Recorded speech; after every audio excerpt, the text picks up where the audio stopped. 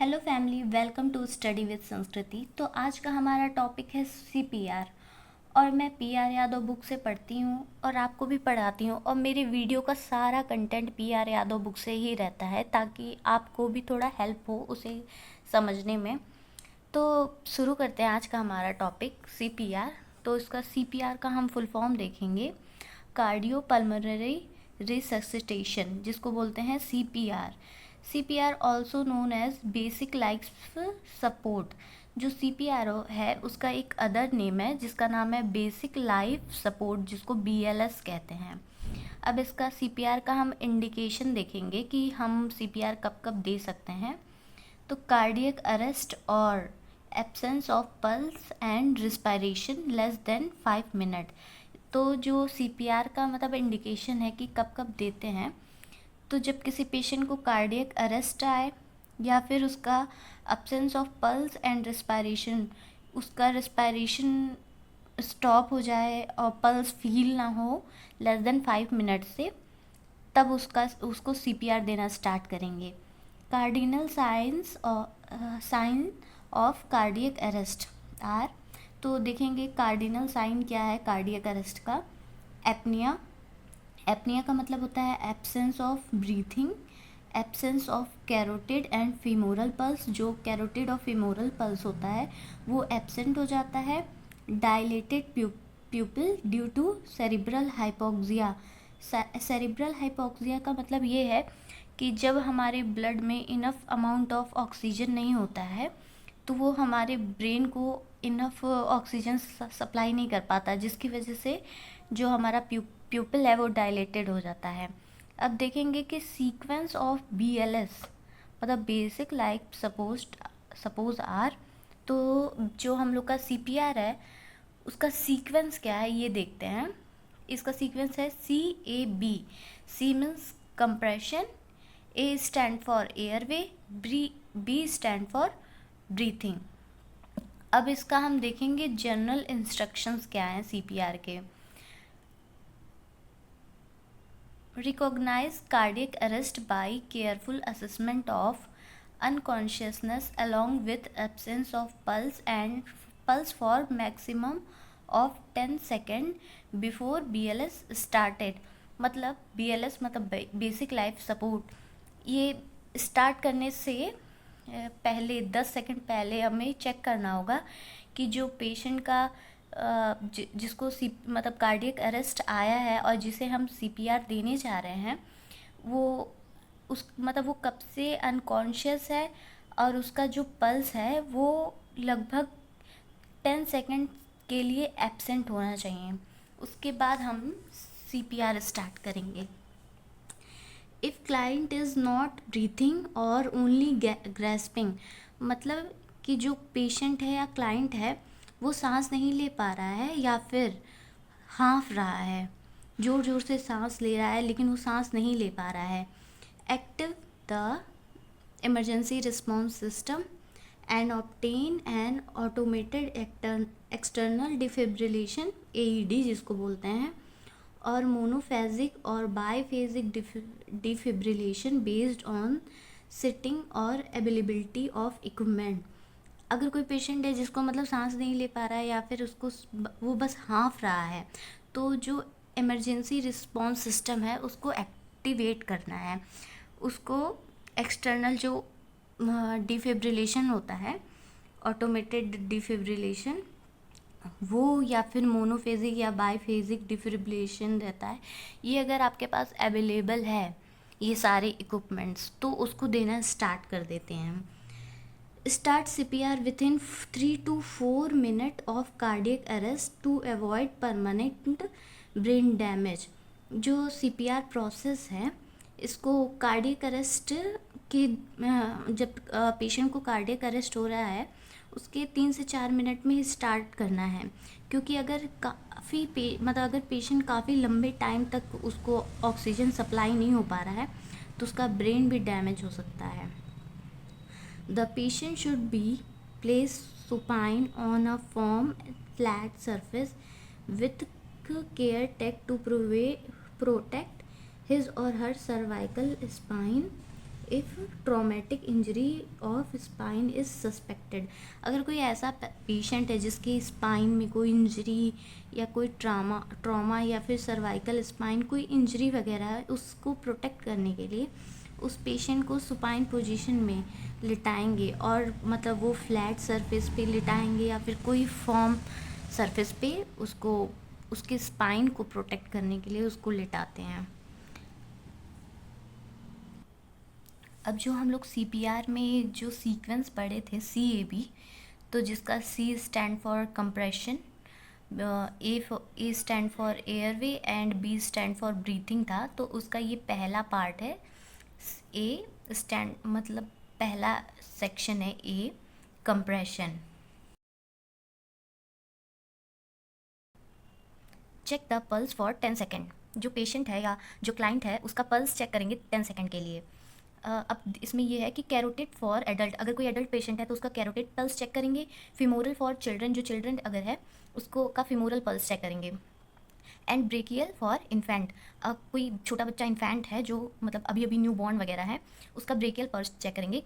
अब वो क्यों करेंगे, इसलिए क्योंकि जो बेबी होता है उसका जो नेक होता है वो फैटी नेक होता है, वहाँ पे हमें पल्स वगैरह फील होना बहुत ही मुश्किल है, इसलिए उसका ब्रेकियल पल्स लेंगे। If pulse found absent, start to deliver continuous 30 chest compression, जो अगर पेशेंट का जो पल्स है वो मतलब मिल नहीं रहा है, एब्सेंट है पल्स, तो उसको तुरंत ही 30 चेस्ट कंप्रेशन देना स्टार्ट कर देंगे। अब कंप्रेशन का डेप्थ कितना है कि मतलब कितना उसको कितनी गहराई तक कंप्रेशन कर सकते हैं, तो ये देखेंगे। अगर कोई एडल्ट है तो उसमें 2 इंच या फिर 5 सेंटीमीटर, चाइल्ड है तो एटलीस्ट 1/3 ऑफ द, अगर कोई चाइल्ड है तो उसके लिए 2 इंच या फिर 5 सेंटीमीटर, इन्फेंट है तो उसका 1.5 इंच या फिर 4 सेंटीमीटर चेस्ट कंप्रेशन रहेगा। Compression rate should B 100 to 120 पर मिनट, मतलब 1 मिनट में 60 सेकेंड होते हैं, उसका ये दुगना, मतलब उससे दुगना हमें कंप्रेशन देना है for adult, children and infant. Breath rate should be, तो ब्रीथ रेट कितना होगा 10 ब्रीथ पर मिनट, मतलब 1 मिनट में उसको 10 ब्रीथ प्रोवाइड करना है। 1 ब्रीथ एवरी 6 to 8 सेकेंड, मतलब 6 से 8 सेकेंड में हमें 1 ब्रीथ देना है। लैंडमार्क प्लेस ऑन कंप्रेशन, मतलब अब जो हम कंप्रेशन देने जा रहे हैं तो उसका लैंडमार्क क्या होगा, centre of the chest between nipple, जो एक एडल्ट पेशेंट है उसको अगर हम सुपाइन पोजीशन पे लिटा रहे हैं तो उसके दोनों निप्पल के बीच में उसका सेंटर होगा, और चिल्ड्रन के लिए भी यही होगा। एंड जो अगर इन्फेंट वगैरह है उसके लिए क्या होगा कि just below the nipple. Compression to ventilation ratio for children and infant, अब हम देखेंगे कि चिल्ड्रन और इन्फेंट का कंप्रेशन टू वेंटिलेशन क्या है, 30:2 है, मतलब 30 कंप्रेशन पे 2 बार उसको ब्रीथिंग प्रोवाइड करेंगे या फिर मतलब उसको ब्रीथिंग देंगे सिंगल रेस्क्यूअर पे। अगर डबल रेस्क्यूअर है जो उसको CPR प्रोवाइड कर रहे हैं तो 15:2 होगा। Compression to ventilation ratio for adult in both single और डबल रेस्क्यूअर इज 30:2 रहेगा। Use palm of both hand in adult, अगर कोई एडल्ट पेशेंट है तो उसके लिए दोनों हाथ का यूज़ करेंगे, और 1 और बोथ पाम फॉर चिल्ड्रन, जो छोटा बच्चा चिल्ड्रन है उसके लिए 1 या फिर 2 में से कोई भी यूज़ कर सकते हैं। फॉर इन्फेंट के लिए क्या होगा कि 2 फिंगर का यूज़ करेंगे, अगर रेस्क्यूअर 1 है और डबल रेस्क्यूअर है या फिर 1 है तो उनके लिए 2 फिंगर या फिर थंब का यूज़ करते हैं। The elbow of the rescuer should be locked and straight, जब रेस्क्यूअर होगा जो CPR प्रोवाइड करेगा तो उसका उस टाइम पे जो एल्बो रहेगा वो स्ट्रेट एंड लॉक रहेगा। Never stop CPR for more than 5 second, जब हम CPR दे रहे हैं तो CPR को हम रोकेंगे नहीं, और अगर रोकना भी होगा तो 5 सेकेंड से ज़्यादा तो बिल्कुल नहीं रोकेंगे। गिव 25 LB या 11 kg प्रेशर ऑन चेस्ट, जो CPR देगा, जो रेस्क्यूअर या फिर कोई मेडिकल से रिलेटेड कोई नर्स या फिर डॉक्टर वगैरह है, वो उस पेशेंट पे 11 kg का प्रेशर अप्लाई करेगा। अब इसका हम सेकेंड पार्ट देखते हैं, एयरवे, जो CAB का सीक्वेंस था airway. After giving 30 chest compression, जब हम क्लाइंट को 30 चेस्ट कंप्रेशन प्रोवाइड कर देंगे उसके बाद जो रेस्क्यूअर रहेगा should open the victim airway, जो विक्टिम है उसका एयरवे ओपन करेगा। First clear vomits foreign particles and secretion from mouth, अगर कोई पेशेंट है उसके मुंह में अगर कोई वोमिट वगैरह है या फिर फॉरेन पार्टिकल या फिर कोई सिक्रीशन वगैरह है, सबसे पहले उसको वो क्लियर करेगा। Then rescuer open the patient airway either with the jaw thrust manoeuvre if patient has head neck or head injury or the head tilt chin lift manoeuvre, जो रेस्क्यूअर रहेगा वो पेशेंट का एयरवे जो है उसका open करेगा with the help of jaw thrust manure या फिर हेड टिल्ट और चिन लिफ्ट मैनुअर। लेकिन अगर किसी पेशेंट का हेड, नेक ये सब इंजरी हुआ है तो उसके लिए ये जॉ थ्रस्ट मैनुअर अप्लाई करेगा। Keep neck and head hyper extended, जो नेक पेशेंट का नेक और हेड है उसको हाइपर एक्सटेंडेड करेगा ताकि अच्छे से उसका जो एयरवे है वो ओपन हो सके। Clear the airway with the Heimlich manure, ये एक H.J. हेमलिच यूएस फिजिशियन थे, उनके नाम पे है और उनके नाम पे ये हेमलिच मैनुअर है। ये एक मतलब एयरवे क्लीन करने की का एक प्रोसेस है या फिर बोल सकते हैं कि एक तरीका है। A technique for removing a foreign body such as food bolus from the trachea और फेरिंग्स, अगर ये मतलब एक टेक्निक है जो फॉरेन बॉडी रिमूव करने के लिए इसका यूज़ किया जाता है। और मतलब जैसे कि अगर पेशेंट के गले में या फिर ट्रैकिया या फेरिंग्स में अगर कोई फूड का बोलस वगैरह फंस हो गया है तो उसमें इसका हेमलिच मैनुअर का यूज़ करते हैं। Also called abdominal thrust manure, जो हेमलिच मैनुअर है उसका एक अदर नेम है एब्डोमिनल थ्रस्ट मैनुअर, क्योंकि इसमें क्या होता है कि जो प्रेशर अप्लाई किया जाता है वो एब्डोमिन मतलब जो बेली बटन होता है उससे कुछ फिंगर ऊपर ही अप्लाई करते हैं, तो इसीलिए इसको एब्डोमिनल थ्रस्ट मैनुअर भी बोलते हैं। अब हम अपने थर्ड स्टेप पे आते हैं जिसको मतलब ब्रीथिंग है, जो CAB का सीक्वेंस था तो वो है ब्रीथिंग। तो अब देखते हैं ब्रीथिंग में क्या होगा। Breathing is assist by listening of breath sound at the nose and lip and watching for the rise and fall of the chest. इसमें क्या होगा कि जब पेशेंट सुपाइन पोजीशन पे होता है तो जो रेस्क्यूअर होता है वो अपना कान उसके नोज़ और लिप के पास ले जाता है और उसका जो रेस्क्यूअर का फेस रहता है वो पेशेंट के चेस्ट की ओर रहता है, जिससे वो एक ही साथ दो काम कर सके। जैसे कि अपने कान से वो ब्रीथिंग साउंड सुन सकता है और अपनी आँखों से वो चेस्ट, उसका चेस्ट के ऊपर ऑब्जर्व करेगा कि उसका चेस्ट ऊपर मतलब सांस लेने पे चेस्ट ऊपर और नीचे होता है, तो वो उसको ऑब्जर्व कर सकता है कि वो सांस ले रहा है या नहीं। If neck injury is suspected use head tilt chin lift manoeuvre और jaw thrust manoeuvre to provide ventilation. अगर पेशेंट का नेक इंजरी ऐसा कुछ पता चल रहा है तो हम head tilt chin lift manure या फिर जॉ थ्रस्ट टेक्निक का प्रोवाइड करेंगे ताकि उसको वेंटिलेशन मिले। Once the airway is clean and found absent of breath, start to give to continuous breathing। अगर पेशेंट का एयरवे जो है वो क्लीन हो गया है और देख रहे हैं जो रेस्क्यूअर है वो देख रहा है कि उसका ब्रीथिंग अभी भी एब्सेंट है, तो उसको लगातार 2 बार उसको ब्रीथिंग प्रोवाइड करेंगे। तो ब्रीथिंग अब कैसे प्रोवाइड किया जा रहा है वो देखते हैं। Provide ventilation by mouth to mouth और बाई माउथ टू नोज़। तो वेंटिलेशन कैसे देंगे, माउथ टू माउथ देंगे या फिर माउथ टू नोज़ देंगे। Give air blow through mouth to mouth after pinching nostril. अगर हम जो रेस्क्यूअर है वो क्लाइंट को अगर माउथ टू माउथ एयरवे या फिर ब्रीथिंग प्रोवाइड कर रहा है तो उसको क्या करना होगा कि उसका जो नॉस्ट्रल है ना उसको पिंच करना होगा ताकि नाक से सांस जो है हवा वो बाहर ना निकले। यूज़ रिसक्सिटेशन बैग और बैग मास्क इफ़ अवेलेबल। अगर वहाँ पे कोई रिसक्सिटेशन बैग है या फिर बैग मास्क वगैरह अवेलेबल है तो हम माउथ टू माउथ का यूज़ ना करके इनका यूज़ हमें करना होगा। गिव 10 to 12 वेंटिलेशन पर मिनट फॉर एडल्ट। अगर एडल्ट क्लाइंट है तो उसको 10 to 12 वेंटिलेशन पर मिनट प्रोवाइड करना होगा। अगर चिल्ड्रन या फिर इन्फेंट है तो एवरेज 1 ब्रीथ पर 5 to 6 सेकेंड, मतलब 5 to 6 सेकेंड में एक ब्रीथ उसको प्रोवाइड करना होगा। अब ये हमारा चौथा स्टेप है डिफिब्रिलेशन। तो देखते हैं also called automated external defibrillation. जो डिफिब्रिलेशन है उसका अदर नेम है automated external defibrillation AET। An electrical device, ये एक क्या है, ये एक इलेक्ट्रिकल डिवाइस है that deliver an electrical shock that completely depolarized the myocardium providing a brief period of asystole. इसमें क्या होता है कि ये जो ऑटोमेटेड डिफिब्रिलेशन एक्सटर्नल डिफिब्रिलेशन है ये एक इलेक्ट्रिकल डिवाइस है जो इलेक्ट्रिकल शॉक या इलेक्ट्रिकल करंट क्लाइंट को प्रोवाइड करता है ताकि उसका जो मायोकार्डियल है वो डीपोलराइज्ड होकर वर्क करना स्टार्ट करें। Never use in children below 8 year of age. जो ये AED है उसका जो 8 ईयर से कम एज के बच्चे हैं उन पे यूज़ नहीं करना है। And a person with weight below, जिनका वेट 25 kg से कम है या फिर जिनका एज 8 ईयर से कम है उन पे ये AED का यूज़ हमें नहीं करना है। AED device contain 2 pedals. जो AED है उसमें 2 पेडल्स होते हैं। Put white pedal below right clavicle bone. जो वाइट पेडल है उसको हमें कहाँ पे प्लेस करना है, उसको हमें राइट क्लेविकल बोन के नीचे प्लेस करना है। एंड जो रेड पेडल है वो at apex of heart in left side, उसको लेफ्ट साइड पे एपेक्स ऑफ हर्ट पे प्लेस करना है।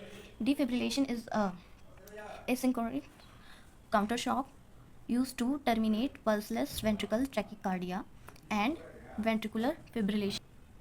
तो ये जो डिफिब्रिलेशन है वो एक बहुत ही छोटे समय के लिए किसी पेशेंट को काउंटर शॉक प्रोवाइड करता है जिससे कि वो टर्मिनेट हो सके या फिर बाहर निकल सके जो pulseless ventricular tachycardia and ventricular fibrillation जो पल्सलेस हो चुका है उससे ये बाहर निकल सके। तो ये जो डिफिब्रिलेशन है ये एक बहुत ही छोटे समय के लिए उसको काउंटर शॉक प्रोवाइड करता है और उस टाइम को काउंट करना बहुत ही मुश्किल है, इसीलिए उसको अतुल्य बोलते हैं, अतुल्यकालिक counter shock. Give 120 to 200 joule biphasic and 360 joule monophasic for a counter shock. अब जो मतलब एक काउंटर शॉक दिया जाता है अगर वो बाईफेजिक है तो उसको 120 से 200 जूल का पावर लगाएंगे, अगर वो मोनोफेजिक है तो वो 360 जूल का काउंटर शॉक प्रोवाइड करते हैं। And then resume CPR for 5 cycle for about 2 minute. जब उसे मतलब डिफिब्रिलेशन जो हमारा डिवाइस है उसके द्वारा अगर हम किसी पेशेंट को एक काउंटर शॉक प्रोवाइड कर रहे हैं उसके बाद हमें तुरंत 5 साइकिल का CPR प्रोवाइड करेंगे 2 मिनट में।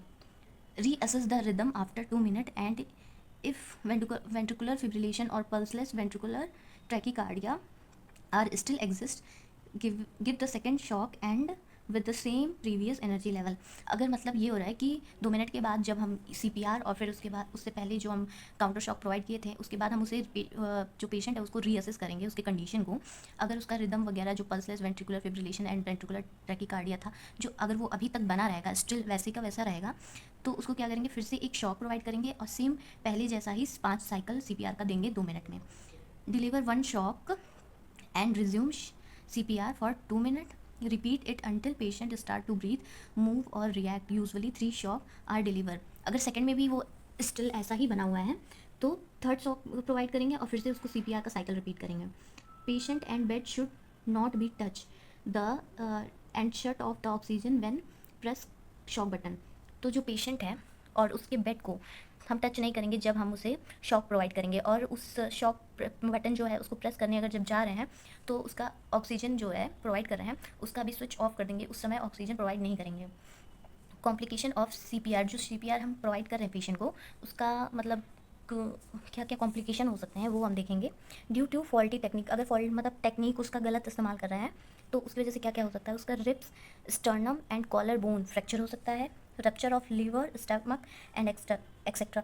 ये सब उसके कॉम्प्लिकेशन हो सकते हैं अगर हम मतलब CPR सही से प्रोवाइड नहीं कर रहे हैं, हम गलत टेक्निक का यूज़ कर रहे हैं तो उसके रिप्स फ्रैक्चर होने का बहुत चांसेस होता है। एंड एट लास्ट आज का हमारा क्वेश्चन है कि जो हेमलिच मैनुअर है वो कब देते हैं, किसी पेशेंट को कब प्रोवाइड किया जाता है हेमलिच मैनुअर। तो इसका आंसर आप कमेंट में देना बिल्कुल ना भूलें और आप मेरे चैनल को लाइक करें एंड सब्सक्राइब करें। Thank you.